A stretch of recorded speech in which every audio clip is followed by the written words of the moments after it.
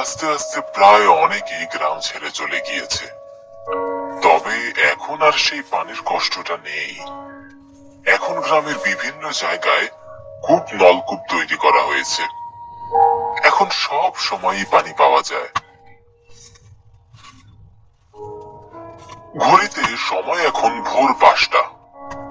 আমি এখন বাড়ির বাইরে বের হয়ে হাঁটছি স্টেশনের পথে। আমি অরবিন্দ ঘোষ। গত 2 দিন আগে অফিস ছুটি নিয়ে গ্রামে এসেছিলাম মায়ের কাছে। বাড়িতে আমার মা আর ছোট বোন রানী একা থাকে, তাই তো মাঝে মধ্যেই ছুটি পেলেই বাড়ি চলে আসি। তবে এবার এসেছিলাম বিশেষত মায়ের জন্য। মায়ের শরীরটা বেশ খারাপ কয়েকদিন যাবৎ, তাই ছোট বোন আসতে বলেছিল, কিন্তু 2 দিন ডাক্তার দেখিয়েও কোনো লাভ হলো না। অসুখে একটু কমেছে তো আবার বাড়ছে, এভাবেই দিনকাল চলছিল। কিন্তু কিছুই করবার নেই। কাল আমার ছুটি শেষ হয়েছে, আজ অফিসে হাজির হতেই হবে যে কোনো ভাবে। তাই তো এত ভোরে বাড়ি থেকে বেরিয়েছি। সকাল 9টার মধ্যে অফিসে পৌঁছে অফিস শেষ করে আবার 2 দিনের ছুটি নিয়ে বাড়ি ফিরতে হবে। ছোট বোনটি মায়ের কাছে একা থাকতে ভীষণ ভয় পাচ্ছিল, তাই ওদের দুজনকে একা রেখে কাল শহরে যেতে পারিনি। কাল যদি যেতে পারতাম শহরে, আজ এত ভোরে বের হওয়া হতো না। পুরোটা পথ জুড়ে না আছে কোনো মানুষ আর না আছে কোনো বাড়ি ঘর। আমাদের বাড়ি থেকে স্টেশন প্রায় 2-2.5 কিলো পথ। এতটা পথ পায়ে হেঁটে যেতে বেশ বেগ পোহাতে হচ্ছে। যদি একটা গাড়ি পেতাম বেশ ভালোই হতো। গ্রামের মানুষগুলো সচরাচর বেশ সকাল সকাল ঘুম থেকে ওঠে, কিন্তু আজ কেমন যেন বাহিরে কেউ একটা নেই। পরিবেশটাও বেশ অন্যরকম।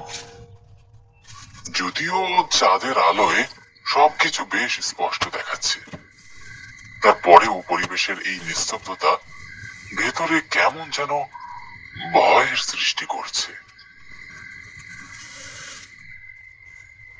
কিরে অরবিন্দ, এত সকাল সকাল কোথায় চললি?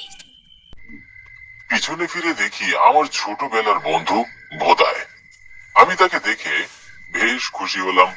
তারপরে তাকে বললাম, এই তো অফিসে যাচ্ছি। তা তোর কি খবর? কেমন আছিস তুই?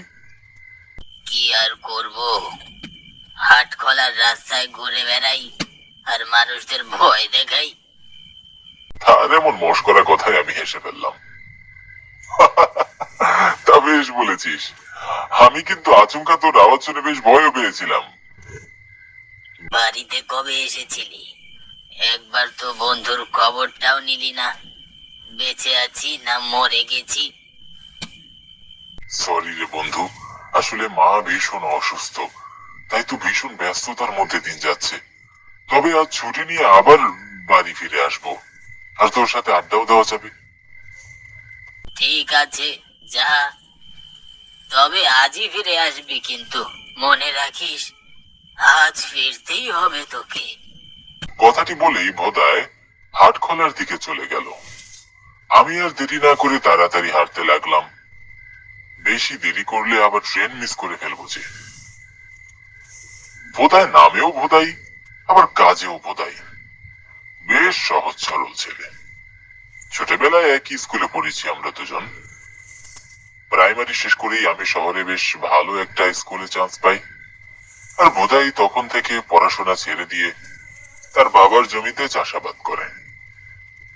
এরপর থেকে ব্যস্ততার ছেলেটির সাথে আর দেখাও করা হয়নি।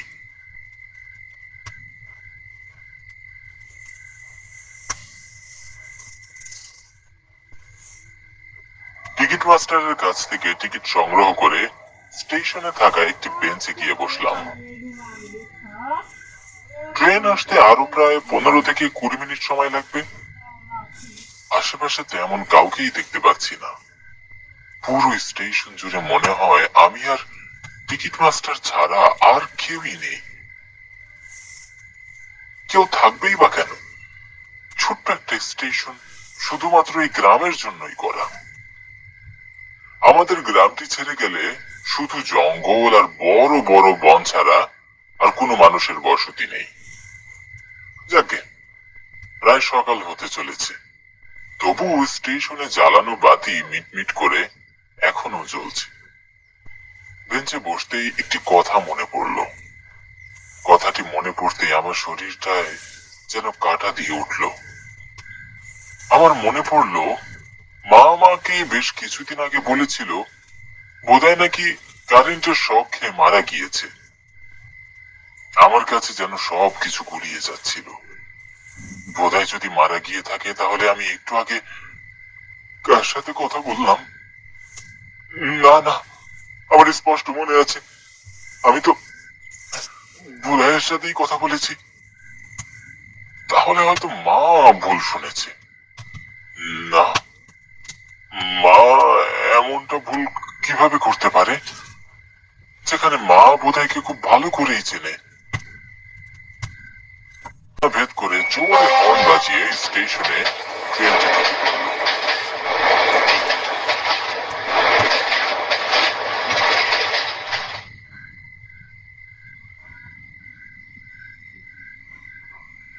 আমি আমার ভাবনাকে পাত্তা না দিয়ে ট্রেনে উঠে পড়লাম। ট্রেন ছুটে চলল শহরের উদ্দেশ্যে।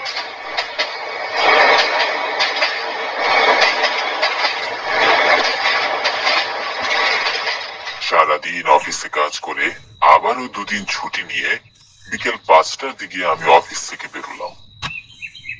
রিক্সা করে স্টেশনে পৌঁছাতে আমার প্রায় 30 মিনিট সময় লাগলো।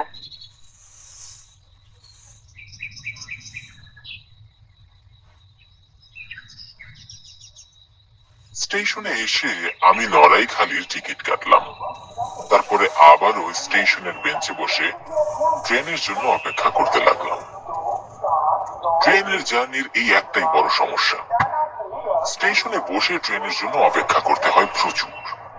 বেশ বিরক্তি নিয়ে বসে পড়লাম। আমার সন্ধ্যে 6টায় ট্রেন। এখন সময়ও ঠিক 6টা, কিন্তু স্টেশনে কোনো ট্রেন নেই। আমার বারবার চিন্তা হচ্ছিল বাড়ির জন্য। জানি না বাড়িতে মা আর ছোট বোনটা একা একা কি করছে। যদি ট্রেন আসতে আরো দেরি করে তাহলে তো বাড়ি পৌঁছাতে আমার প্রায় রাত 10টা বেজে যাবে। আমি নিশ্চিত এত রাতে আমি স্টেশনে কোনো গাড়িও পাবো না। তার মানে আবারও পায়ে হেঁটে বাড়ি ফিরতে হবে। যতটা সময় পার হচ্ছিল মনের ভেতরটায় কেমন যে